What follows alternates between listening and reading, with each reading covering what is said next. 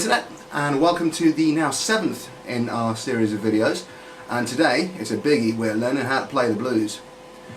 So by now we've established the basics of rhythm, we've established the basic techniques of fretting, we've learned which part of the guitar is which, and we've also crucially learnt the big 5 chord shapes. That's the C, G, D, A and E shapes. We've also learned a few basic chord sequences and 3 strumming patterns. The semibreve or whole note that's worth 4 beats, the minim or half note that's worth 2 beats, and the crotchet or quarter note that's worth 1 beat. And today we're going to put these chords together and play a very, very important chord sequence. This is the 12-bar blues. Now the 12-bar blues is a chord sequence that underpins thousands and thousands of different songs. I can guarantee you will have heard it. You will have heard it played in different ways as well. A rock player would play it more like this.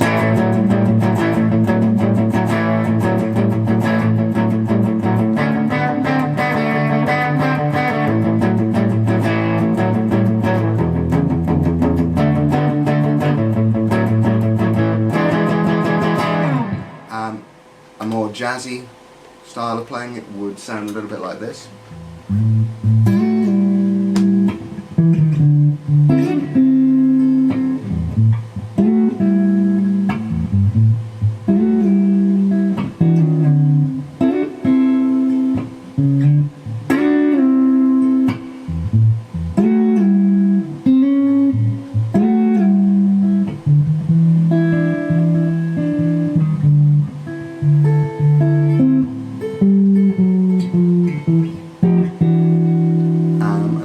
Player, more folk influence, might play it like this.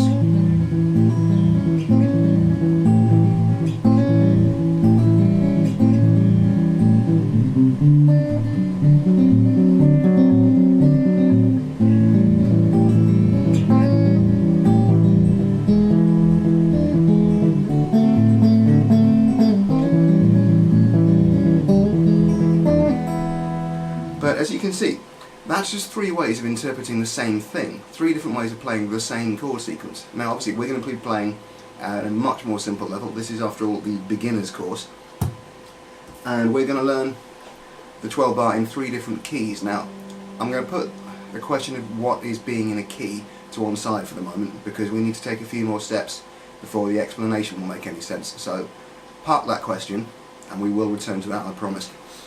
What it means for us right now is that we have 4 bars on the A chord, 2 on the D, 2 on the A, and then we get to what's called the turnaround, which is the tricky bit basically. This is where the chord sequence turns around and gets ready to start over again. I have a bar of E, a bar of D, a bar of A, and a bar of E. Now as before, always prepare the ground for yourself by going through the chords as arpeggios in free time. Let your fingers learn where they need to go. Make sure you're practicing them in the right order as well. So I'll leave you to pause me and practice that until you're happy with it, and then come back and we'll play through it. Okay, so I'm going to demonstrate it now just on my own, and then we'll try it with the backing track. So here we go. 1, 2,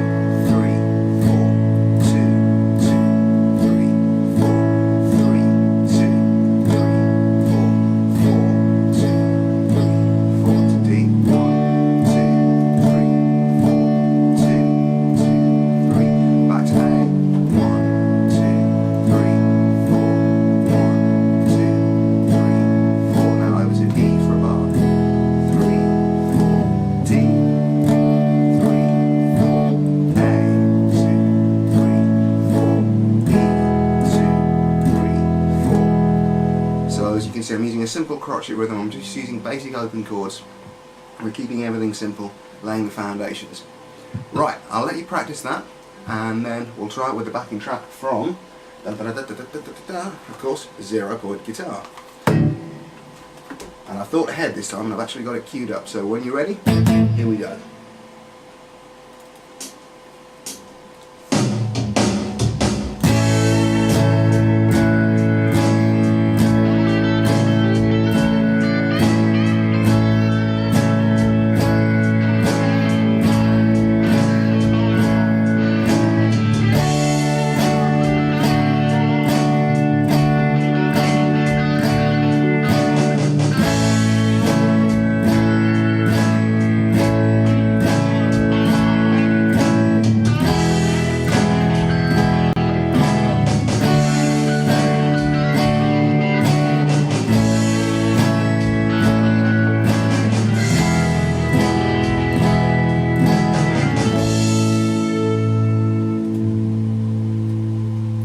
Okay, so take that through a few times, have a little bit of a practice.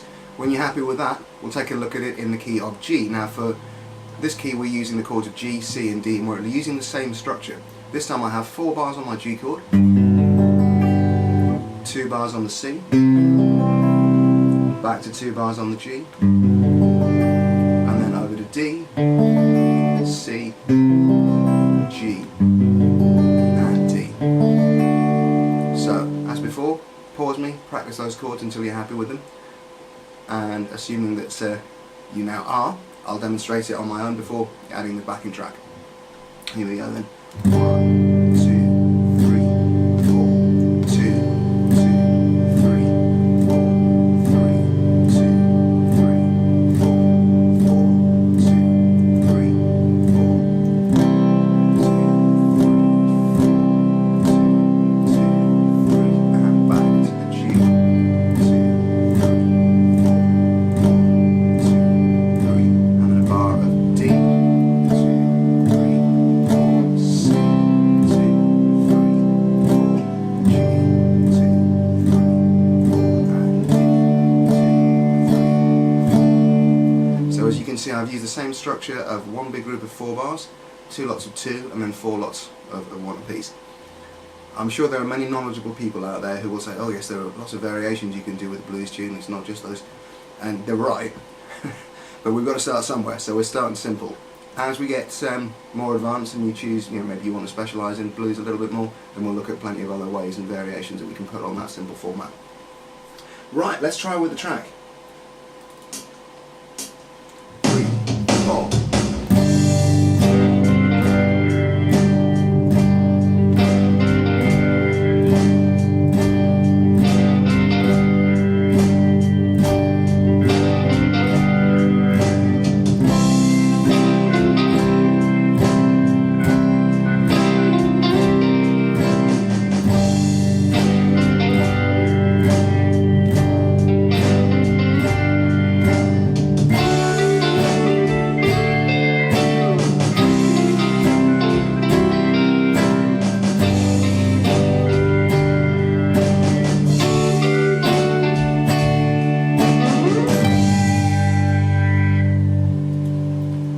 Okay, having practiced that one through until you're happy with it, the last one we're going to take a look at is the key of D. Now for this we're going to need 4 bars on the D chord, 2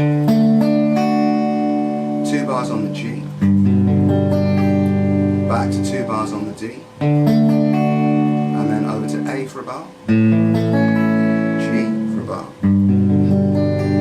D for a bar, and A for a bar.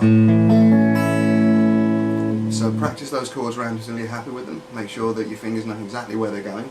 And now I'll demonstrate this one like myself. 2, 3, 4.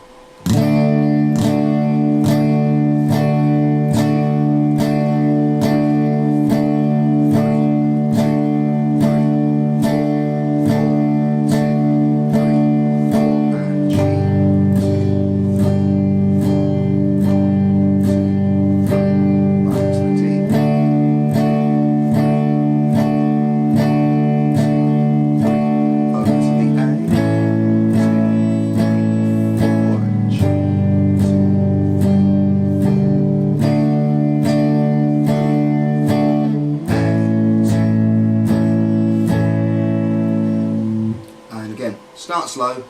I can't emphasise enough, don't play it any faster than you are completely comfortable with and are able to get your fingers around your chords cleanly. Don't get into the habit of practicing mistakes. Don't get into the habit of practicing sloppily just to try and catch up to a tempo. Be slow, be patient. These are videos, you can pause me. You can stop me and put me back on tomorrow, I'm fine with that. Right, let's try it with a backing track. 2, 3, 4.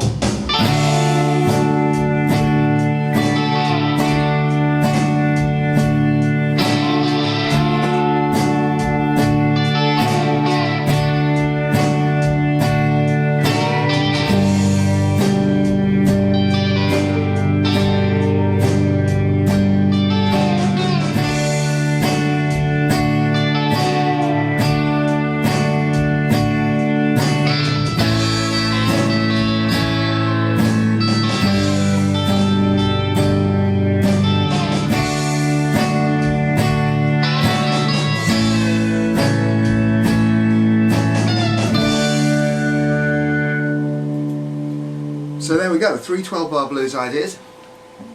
Between them they use all 5 of the major chords that we've looked at, and also they're a lot longer than anything we've done so far in terms of remembering arrangement, that kind of thing. We've taken quite a big step forward. So, hope you've enjoyed that internet. I hope it's been some use for you. All those backing tracks are available as part of the 0 Point Guitar Book and Audio Package, which is available on Lulu and available on Amazon. Probably available a lot of other places that I can't think of off the top of my head. And yeah, I'll wrap this up and see you next time. Thanks internet, take care.